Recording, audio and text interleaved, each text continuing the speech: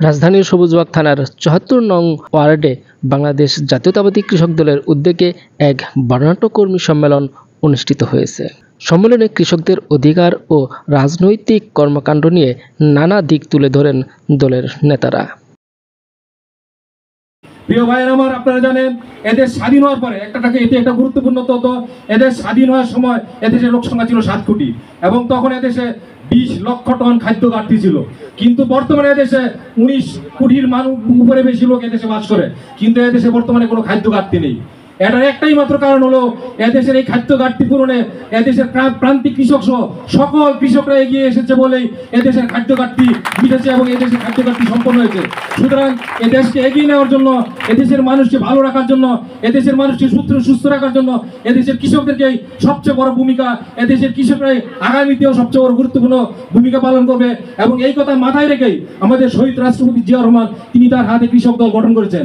আপনারা নিশ্চয় লক্ষ্য করেছেন ইতিমধ্যে আমাদের দলের ভারপ্রাপ্ত চেয়ারম্যান তিনি 31 দফা ঘোষণা করেছেন এবং সেই 31 দফার 27তম দফায় এদেশের কৃষকদের ভাগ্য কি হবে, এদেশের কৃষকদের কৃষি বিমা, এদেশের কৃষকরা প্রান্তিক কৃষক সহ সকল কৃষকের আগামী দিনের কি ভবিষ্যৎ হবে তার সুস্পষ্ট সুন্দরভাবে লেখা আছে।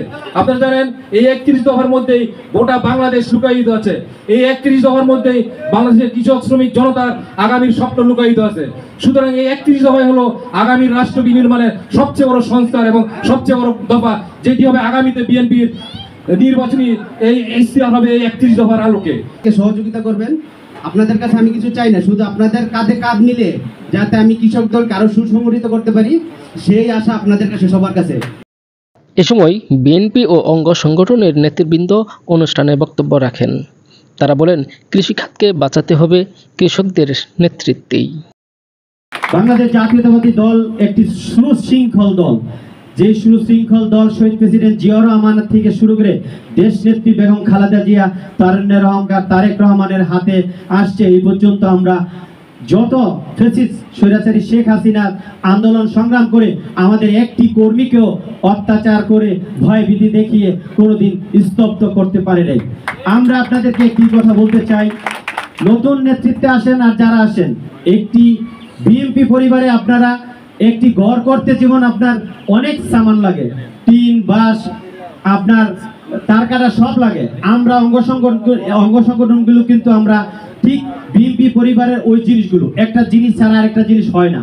আপনারা এই 74 নম্বরে যারা আজকে রাজনীতি করতে আসছেন, আপনাদের চেইন অফ কমান্ডটা যেমন আমাদের একজন সাধারণ সম্পাদক ছিল আশরাফুল হক সুমন, একজন ছাত্র নেতা এবং সুশৃঙ্খল হাজী রমজান আলী এবং সুমনের নেতৃত্বে আমরা 74 নম্বর ওয়ার্ডকে আমি আবার ধন্যবাদ জানাই। তারা কিন্তু একটা সুশৃঙ্খল সংগঠন হিসাবে 74 নম্বরকে ধরে রেখেছে, যেটাই আমাদের সবুজবাগের 4টা ওয়ার্ডে এরকম সুন্দর নাই।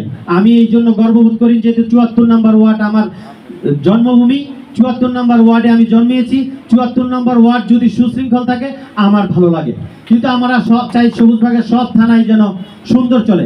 তাই আমি আপনাদের কাছে একটি কথা বলতে চাই, এতক্ষণ আপনারা অনেকে বক্তব্যের মাঝে বলে আসছেন ফ্যাসিস্ট স্বৈরাচারী শেখ হাসিনার লোক, তারা কিন্তু আত্মহত্যা করেছে। আত্মহত্যা শেখ হাসিনার সহকারে তার সমস্ত লোক নেতাকর্মী জাহাজের উপরে উঠায় বিষ খেয়ে মরে গেছে।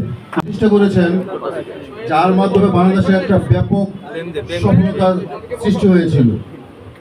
যখন জিয়াউর রহমান এদেশের প্রেসিডেন্ট ছিলেন, আন্দোলনে যে 17 বছর রাজপথে ছিলাম, আমরা রাজপথের থেকে আমরা যদি একটিবারের জন্য এই আওয়ামী দুঃশাসনের সাথে কোনো প্রকার এই কৃষক দলের নেতৃবৃন্দকে একটু বলতে চাই যে এই ধানের শীষের মার্কাটা জানে আপনাদের মাধ্যমে 74 নং ওয়ার্ডের যে কমিটি, নবনির্বাচিত কমিটিটা আপনারা করবেন।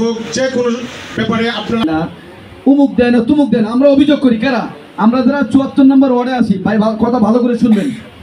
আপনাদের জন্য এটা দিক নির্দেশনা, কর্মী সম্মেলনের এটাই হোক আলোচনা নির্দেশনা।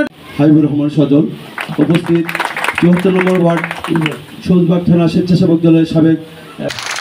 কৃষক দলকে বলবো, এই কৃষক দল আপনারা সব সময় নতুন যুবনেতা, যার কথা না বললেই হয়, সাবেক এই থানার সদস্য সচিব এবং আন্দোলন সংগ্রামী প্রিয় মুখ। আজকে আমরা সবাই উপস্থিত হয়েছি বিগত স্বৈরাচারের আন্দোলনের সম্মেলনে মোহাম্মদ আবুল হোসেনকে ভারপ্রাপ্ত আহ্বায়ক ও মোহাম্মদ সোহেল ব্যাপারীকে সদস্য সচিব করে 31 সদস্যের আহ্বায়ক কমিটি ঘোষণা করা হয়। নতুন নেতৃত্ব আগামী দিনের সংগঠনের কর্মকাণ্ড আরও জোরদার করবে বলে আশাবাদ ব্যক্ত করেন নেতারা।